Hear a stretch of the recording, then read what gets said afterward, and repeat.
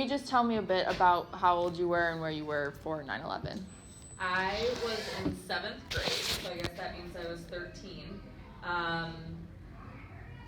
And I was in school at St. Dominic's in Brookfield. However, on 9/11, I was actually pretending to be sick so that I didn't have to go to school that day. Was it because of the attacks, or was it just because? No. It was before I knew anything about the attacks. I woke up and lied to my parents and told them that I was feeling sick so that I didn't have to go to school. Okay. I just didn't want to that day. Yeah. What do you remember doing before the initial attacks while you were at home? My sisters were already gone to school, so I went downstairs late, and I started eating breakfast at around, 7:30 or something like that. And I was sitting in the kitchen eating breakfast and watching TV when my dad had left the TV on. And it was on a news station.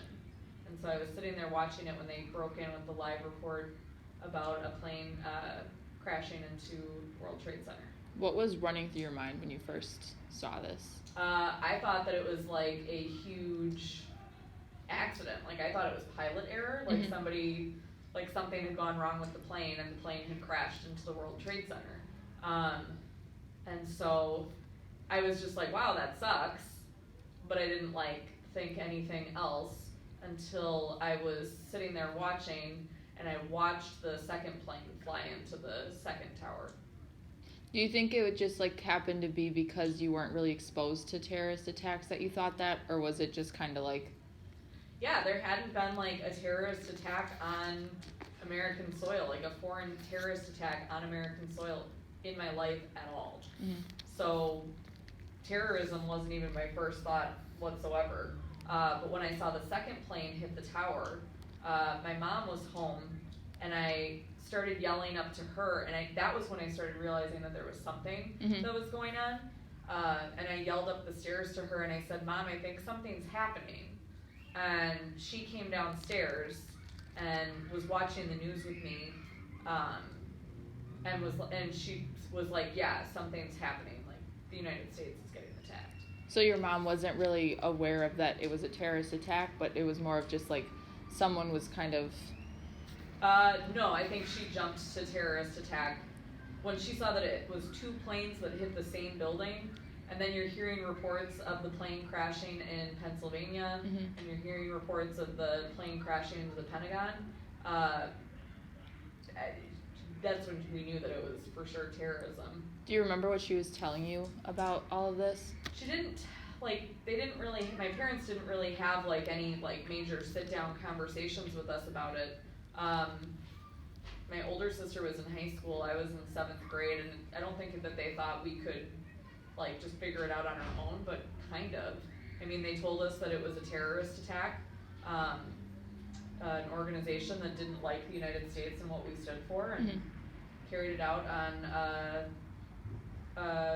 some of the major landmarks and big scene places. How did it change the rest of your day? Because in the moment, of course, it was really shocking and terrifying, but did your mood kind of get affected after that? Yeah, well, my day started out with me being woohoo, I'm going to sit on the couch and watch cartoons all day. Or whatever, I don't know, when you're in 7th grade, I guess I was going to watch Gilligan's Island all day. Yeah. And I ended up watching news coverage of the World Trade Center. And I watched the buildings collapse, and I watched the news reporting people, and they're all just covered in dust and debris and bleeding and coughing and all of this horrible stuff. I watched that all day long. And my mom was sitting with me, and my mom was crying, and I didn't cry, but it definitely I knew that it was a big thing because my mom was crying. Do you think you would have reacted better or worse if you were at school that day? At school, they didn't show us. They made an announcement, but they did not let people watch. There were TVs in the classrooms, but they didn't let people watch the news. They wanted people's parents to kind of be around when that was going on. So I think my day would have gone on very nonchalantly. because I wouldn't have had the visual images in my head of, like, I was watching live when the second plane hit the tower. Mhm. I mean, that was insane, because I was sitting there going, oh, this is like such a big, huge accident, and I've never seen a plane accident like this before. Yeah. And then I watched the other one fly in, and I was like, oh my god, I don't think it's an accident anymore. Mhm. You know? So, if I hadn't been watching, I think that I would have just been like, oh, that's too bad. So do you definitely have did you think you had like a different awareness of the subject because you were at home then? And Yeah. that you were kind of like forced into watching it Because almost? because I was following along with it all day. I don't have any family or friends or anything that lived in New York, and I know that some of the kids in my grade at school did. Mhm. So I think their life was more impacted by it, because when they heard, their parents were, you know, calling them and telling them, like, don't worry, your parents are okay, or Mhm. your aunt and uncle are okay.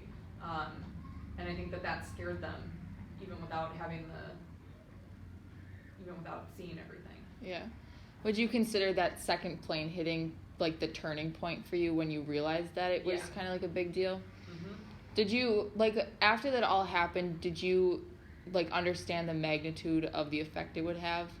No, I knew that it was going to be a big deal. But when you're in seventh grade, like, you don't really understand what, you know, retaliation for that was going to look like. I didn't know that it was going to start like a whole war in Afghanistan. But I knew that something was going to happen. I knew that my correlation to it was what I knew had happened the last time there'd been a terrorist attack, which was Pearl Harbor in World War II. So I was like, well, I know that we're going to like do something, but the world is not currently in a world war. So like, I thought there was just going to be like, okay, you bombed us, we'll bomb you. Didn't know it was going to be like a huge thing. Because you were so young, do you think that in that moment your outlook on Muslim Americans changed, or it was because you grew up with like that happening and then everyone else changing their... I never really, like, my parents were like really, that was something that they explained, that this was not Muslims. This was extremists. Yeah. And that was something that my parents were really good at explaining. So I never had any like major shift in outlook on the Muslim community at all. And since it didn't affect that, did it even change how you viewed traveling? It scared the crap out of me for traveling. Yeah. It didn't change how I looked at a particular group of people. It changed how I looked at every single person in an airport. It was like, oh my god, is my dad a terrorist? Like, you know, it's like oh, who the heck is a terrorist? Like, because it could have been anybody. So that part scared me, but also just I already had anxiety about flying because I don't understand how airplanes stay up in the air, and I know that there's like science and turbines, whatever stuff. I don't get it, so it scared me, and then seeing that happen on American soil, that scared me. Did anything else change for you personally after the attacks, other than just that heightened fear of flying and being in a plane? No, not really. But now, like, currently, because there is still so much conflict going on overseas, and with like the, you know, resurgence of ISIS and everything like that, that has made things difficult. When I went to Spain this time, this past spring, I had to be thinking about, like, Spain's been under terrorist attacks in recent months. So I had to be like thinking about that and worried about that. And that's something that I wasn't really used to. So like the only thing that really changed was like your hyper awareness of everybody. Being more aware. Okay. Being more aware of my surroundings and what was going on around me, and you know, I'm a planner and I'm a worst case scenario person, so I have escape routes for everything. Okay, my last question is, do you think it has affected future generations in many ways? Yeah. For sure. Like, you guys I remember being able to go through an airport and not having to get patted down and not having to go through the big scanners and everything. You went through a metal detector, but the lines were not like crazy. I remember that you could bring like you could bring like nail clippers on an airplane.